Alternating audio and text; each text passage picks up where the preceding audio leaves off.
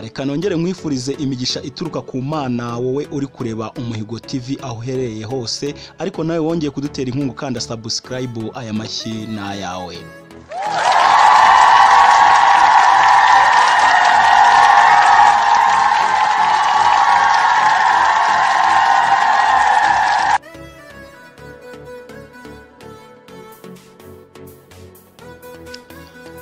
Ni Sami nk'ibisanzwe nkuko mumaze kumenyera hano ku Muhigo TV, mba ngenda mbagezaho amakuru agiye atandukanye. Reka mwibutse nawe uri kutureba utarakanda subscribe, igihe n'iki ngiki ngube wayikanda.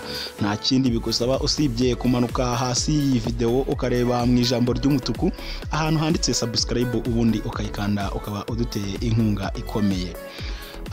Uyu munsi muzaniye inkuru y'uwitwa Irene Murindahabi, ngira ngo mwese muramuzi, umunyamakuru ukomeye hano mu Rwanda mu bijyanye na showbiz.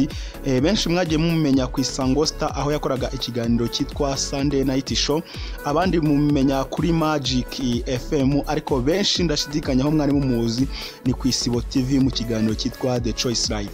Ntabwo bikiri inkuru ishamaje kumva ko Irene yasezeye ku Isibo TV ndetse na The Choice Live, ni ibintu bisanzwe dore ko nawe ubwe yaje kubyitangariza aciye kuri YouTube channel ye yitwa MIEEMPIRE, nyuma yuko bigiye bivugwa n'abantu benshi bagiye batandukanye. Ibi byatangiye ajya ku rubuga rwe rwa Instagram, maze ahashyira ifoto ari hagati y'abana bo mu cyaro cy'Irubavu, maze arandika ngo buri muntu wese agire ikibazo ambaza ndibuze kumusubiza.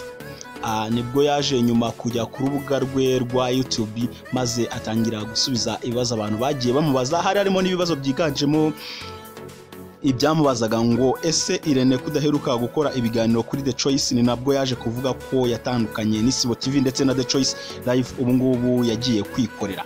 Irene nk'uko yabyitangarije we yavuze ko agiye kwikorera, ariko nkatwe nk'Umuhigo TV hari amakuru twagiye ducukumbura, ntabwo ari impamvu yo kujya kwikorera we ubwe bwite yavuye kuri The Choice.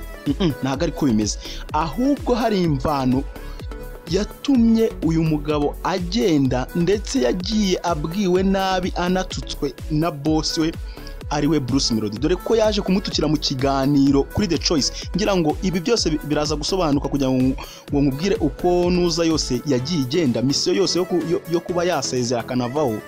Manza urebe iyi video, ubundi bindi ndabikubwira nyuma. Agingwe nta nuwe nigeze mbibwira. Nkeka ko byavuye Ni wowe wabizanye. nabizanye nte Warabiposting ahubwo wabizanye bikuye he? kandi rene ubushajwa bwawe. Vuga uko bingizeho ngo ni njyewe ntacyo nabyemera ndinjajwe. Ariko se ku buryo Bruce niyo basi waba warabizanye yatinyuka gatuka umunyamakuru akoresha ngo ni injajwa? Ubyakira ute kubukoresha injajwa? Ahubwo ubwo nawe ni ariko umuntu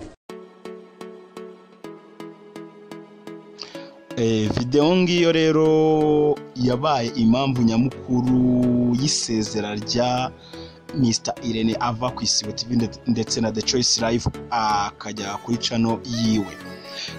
Wenda wowe warebye iyo video ushobora kuba utasobanukiwe, ariko reka manze gusobanura neza. Nkuko ubibona iyo video irimo abagabo batatu, irimo Irene, irimo Bruce Melody ndetse na Philipita. Aba bagabo nkuko bisanzwe Irene na Philipita bakoranaga ikiganiro bita Sunday The Choice Live, cyabaga ku munsi wo ku cyumweru mu masaha ya nimugoroba. Bakagenda batumira abatumirwa bagiye batandukanye muri showbiz nyarwanda. Uwo munsi bari batumiye uwitwa Bruce Melody ndetse akaba na boss w'Isibo TV. Batangiye bamuganiriza bisanzwe, baganira ku bintu bigiye bitandukanye by'umuziki we. Philipita aza kugera ku kintu cyo kumubaza ku bigendanye n'imodoka ye yaba yaraguze ya Brabus Benz bavuga kwihenze cyane. Bruce Melody mu kumusubiza yaravuze ngo ibyo bintu ko nawe nigeze mbitangariza mwabikuye he? Irene nawe ahita amubaza ngo ukeka byarazanywe nande? Bruce Melody mu kumusubiza nawe yaramusubije ngo byazanywe nawe. Irene nawe aramubaza ngo nabizanye nte? Bruce Melody ahita amubwira mu mujinya mwinshi warabipostinze. Kandi mwibuke neza ko